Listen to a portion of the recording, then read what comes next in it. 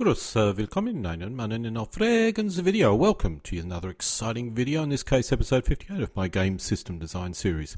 In this video I'll discuss an attempt to analyze and identify ideal scenario frameworks.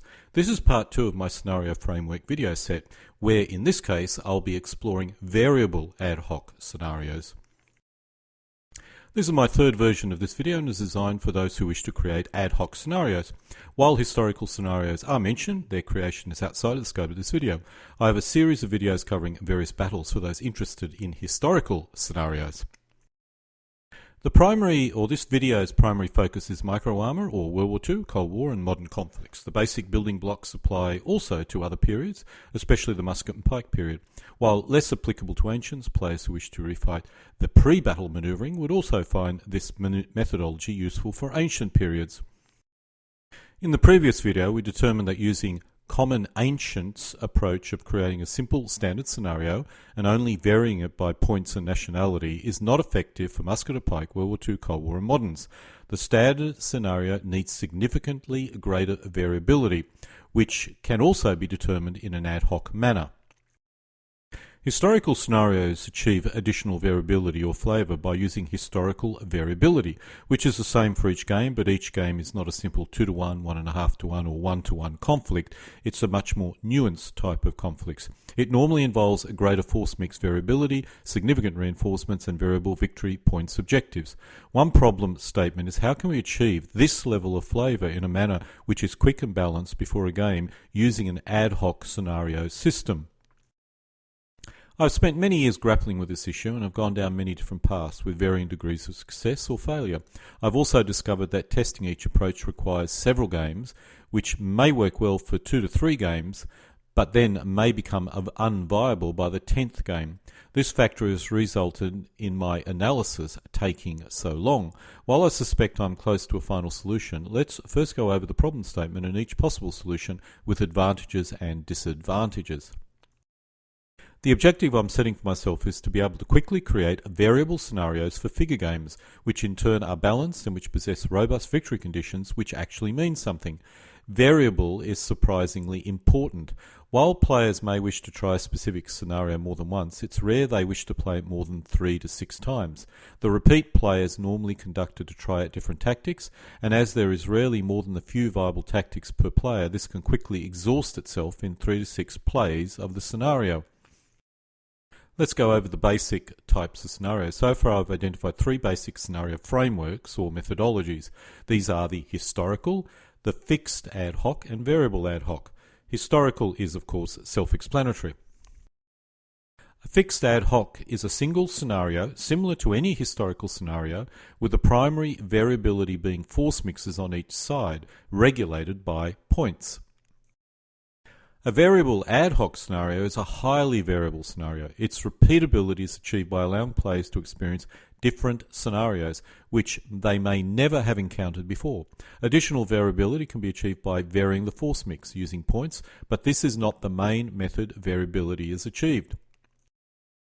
Historical scenarios have limited replay ability. However, as most historical scenarios are more complex, there is probably a lot more repeatability than, let's say, a simple ad hoc scenario such as a meeting engagement, which is all too common in the micro-armor world. Historical scenarios achieve their success by wildly different force ratios with significant reinforcements arriving, which changes this in a highly dynamic manner, or the game in a highly dynamic manner, as well as reinforcements arriving on non-player edges. Objectives, terrain and orders increase variability. Unless the historical scenario is very simple, you can easily get a dozen games out of each scenario, although by the 6th game it may get boring. However, the way historical scenarios achieve variability is by offering a large number of different scenarios or options within the scenario. Panzer Corps does a brilliant job offering a large body of different scenarios which players can use. A number of scenarios become rather daunting, but are required to make this scenario framework system work. Spearhead has a large number of scenarios which have been created by players. They can be downloaded and achieves the same objective. In the musket and park arena, rules such as Age of Eagles and Bloody Big Battles offers a wide range of historical battles to refight. The area I'm most interested in is in the historical flavour of historical scenarios. A good historical scenario can be a lot of fun, with reinforcements dramatically changing what is happening as they arrive. The next scenario framework, the fixed ad hoc scenario, is commonly used by ancients, where it's very successful. When trying this structure for musket and pike, World War II, Cold War and modern, it's less than satisfactory. You can probably get a few games out of it, even if they are rather boring, but you quickly get so bored you quickly give up with this kind of framework. The equal meeting engagement simply does not fly for particularly many games. May be good as a learning exercise, but not as something that allows you to have 20 or 30 games. The lesson here is that with musket and pike, World War II and Cold War and moderns, you cannot hope to make a game interesting by using force mix variability alone. Unlike the very complex rock, paper, scissors situation which exists in ancients, the other periods cannot hope to keep a player's interest using this methodology. While some level of rock, paper, scissors exists, it's very simple and well understood, thus offers minimal challenges.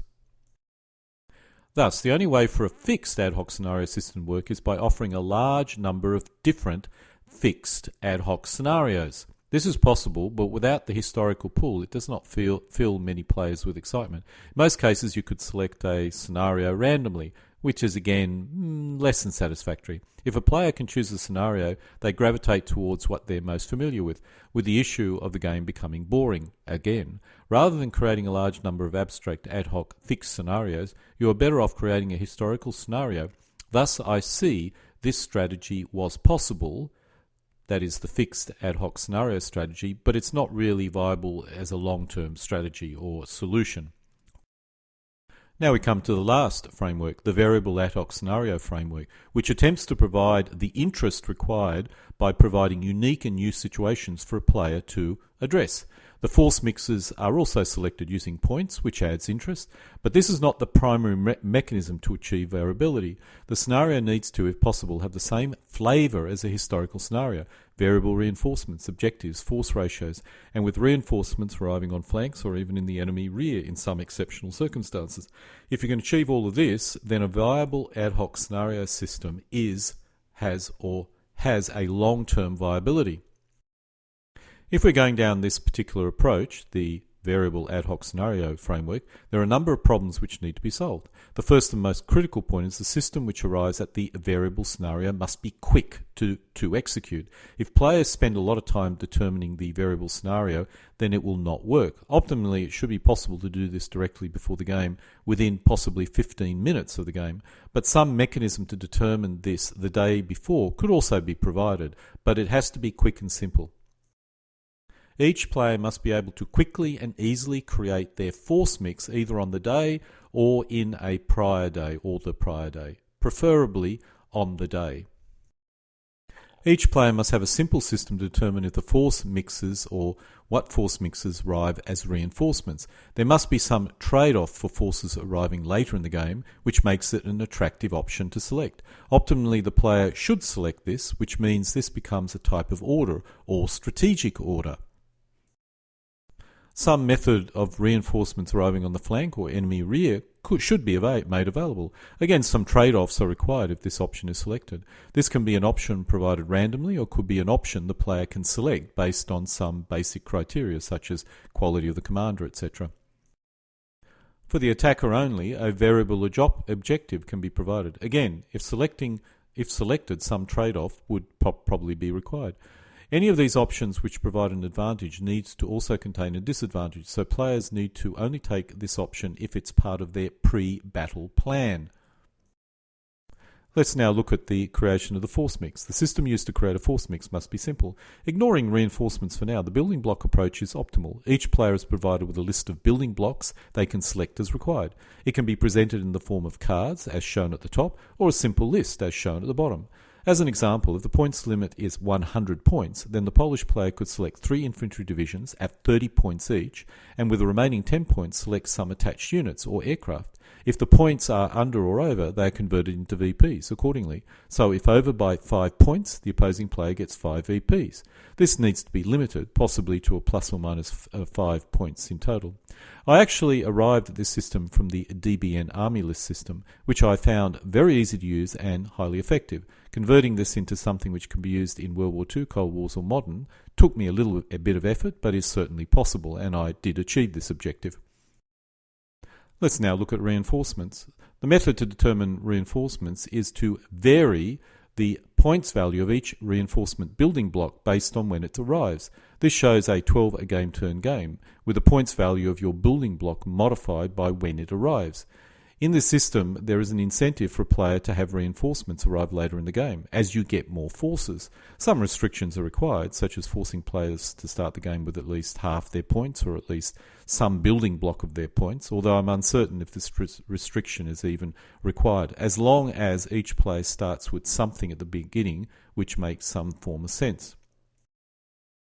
Each building block represents a basic unit in your rules, or combat unit. This could be a company, battalion, regiment, or even division. In addition, there would also be attachment building blocks, which would normally be attached formations. For example, if your unit or combat unit is a company, then you would normally attach a platoon-sized formation to it.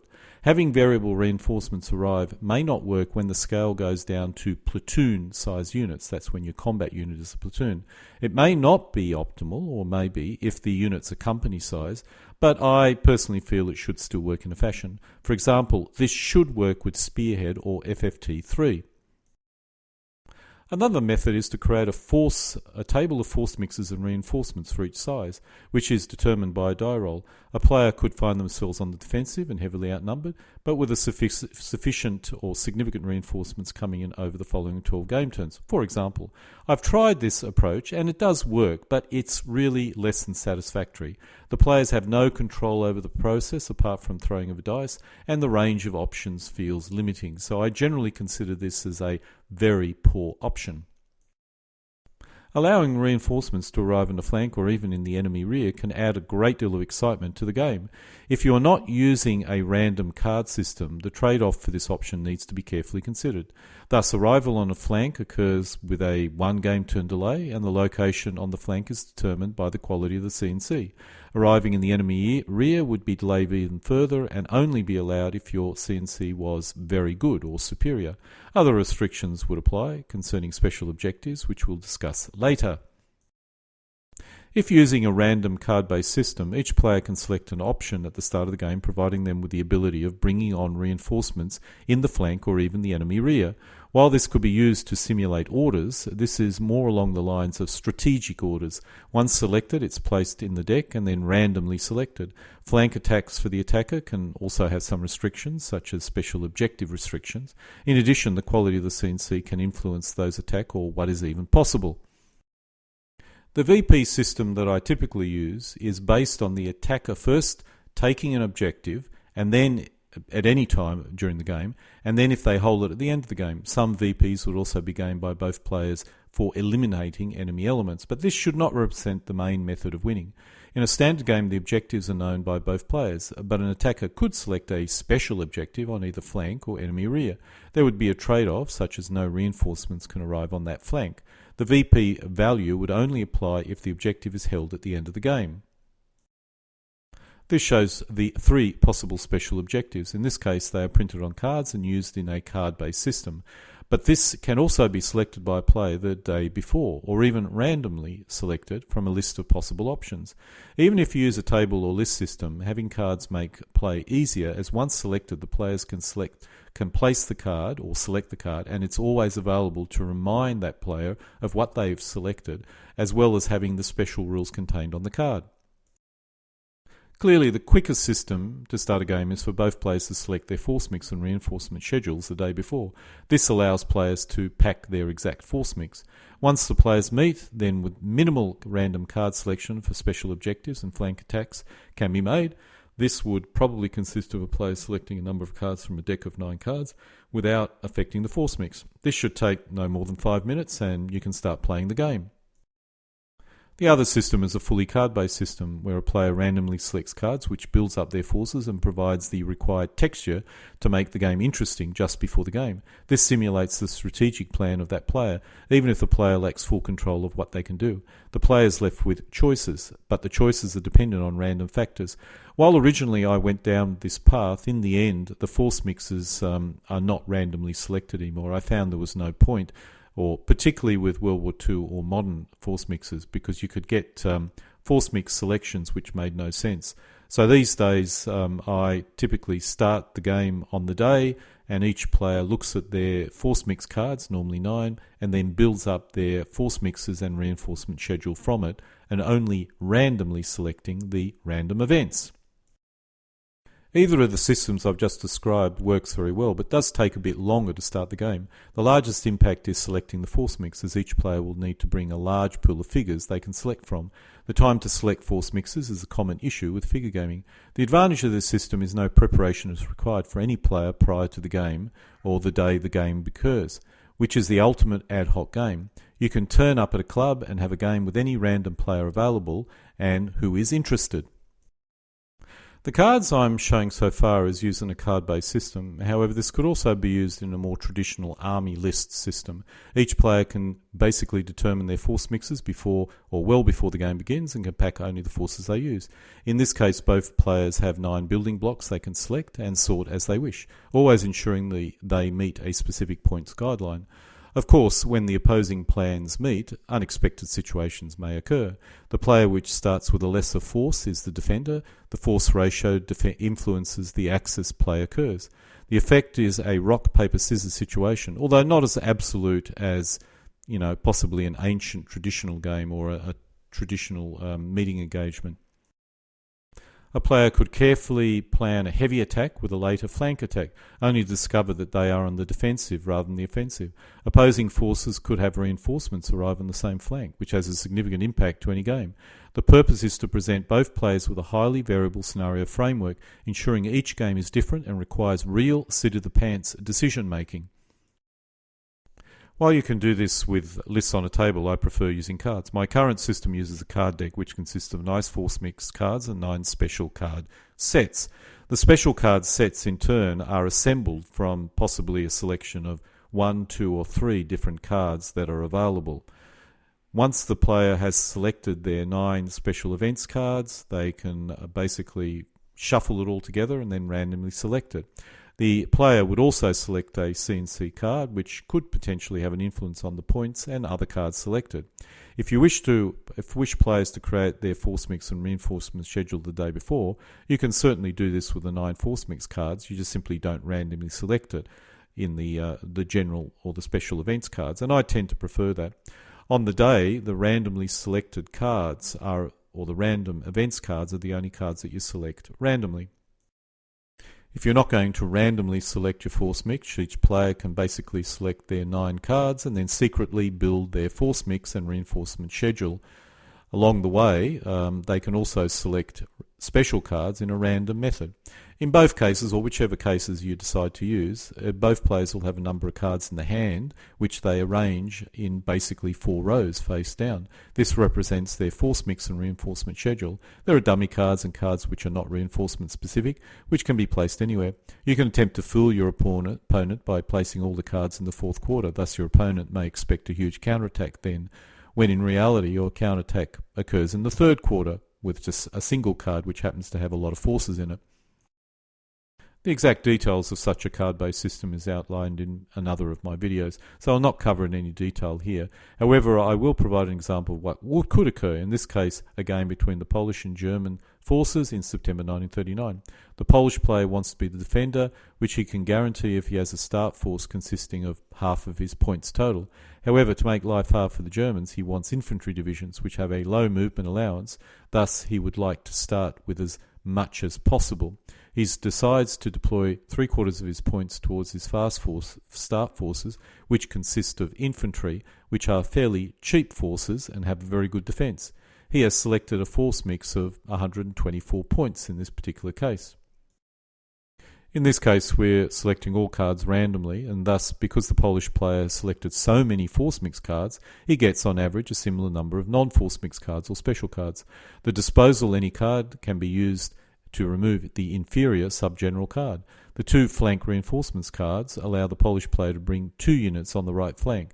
These will be 2 mech brigades. The 6 VP objective card is only useful if attacking and thus not used. The start force card is designed to align with the Polish player's strategy. The dummy card is designed to fool the German player. The Polish player has constructed his plan. Of course, we need to see what happens when this plan meets the German plan. The German player starts the game with 3 divisions totaling 124 points. His aircraft come in on the second quarter for a total of 129 points, which is 5 points more than his limit. He gives the Polish player 5 VPs in this particular case. Because the German player has only selected 4 force mix cards, he will on average only select 4 special cards or special events cards. The intelligence cards allows him to view 1 Polish face-down car, which discloses the mech brigade. The objective card will hopefully allow the Germans to pick up an easy 6 VPs. The left flank reinforcement card allows the Germans to enter the left flank with 1 division. The German CNC is ordinary, so it may enter anywhere except 30 centimeters from the defender's player's edge. This is a good card. The dummy card will allow the Germans to confuse the enemy. The German player will see the following Polish cards on game turn 1. The German knows the Polish player is up to something in the third quarter. However, the second quarter has a lot of cards, so perhaps this will be a problem for the Germans as well. In reality, the third quarter is the main counterattack, and the second quarter is made up of cards which have no effect. This is what the Polish player will see when looking at the German force mix. When both start forces are compared, the German is the attacker, which was what both players wanted. The face-down card could be a dummy card or a flank attack card. This will concern the Polish player, and he has to assume if it's a flank attack, or he should assume it's a flank attack card. This means he has to deploy further back to cover all 3 objectives instead of a forward defence. This is annoying for the Polish player and neutralises a key element of his plan. As the game progresses, the cards are flipped and the situation in the playing area is altered accordingly. Using the system, we could even include seasons or weather event cards, which could add some spice to the game. The region is determined based on the force mix, so for Poland in 1939, the region is cold. Each player can select a season card from their deck as well as a weather events card. The weather events card is dependent on the season selected, with most bad weather occurring in summer and winter. If only 1 season card is selected, that is the season for the game. If both players select a season card, the attacker card is used. The weather event only lasts for a limited period of time, 1 game turn or 1 quarter, and is placed face down with the force mix cards. When flipped, that weather event is applied unless both players have a weather event in the same quarter, in which case the defender's weather event occurs and the attacker event is ignored. This is only one possible system, and I currently use a much simpler system these days.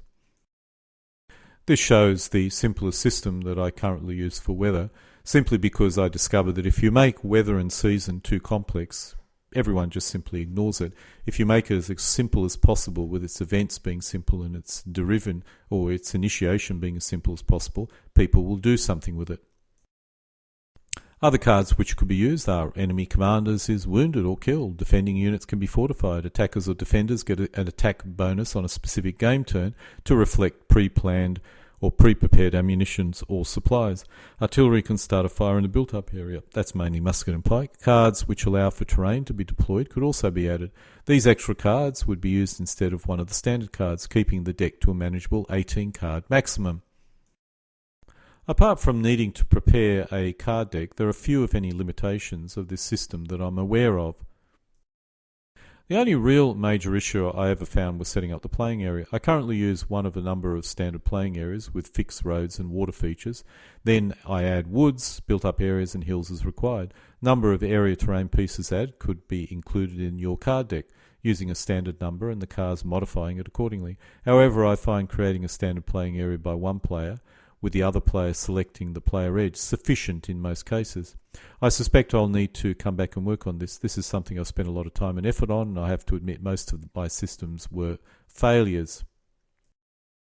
After I started adopting this variable ad hoc scenario system, particularly using cards, mainly for Napoleonics I have to admit, I'm getting results similar to what I think are historical scenarios. Reinforcements arriving at various points in time, unknown objectives, and enemy reinforcement arrive in all sorts of odd locations and time. The conflict is highly asymmetrical, with force mixes changing each time reinforcements arrive.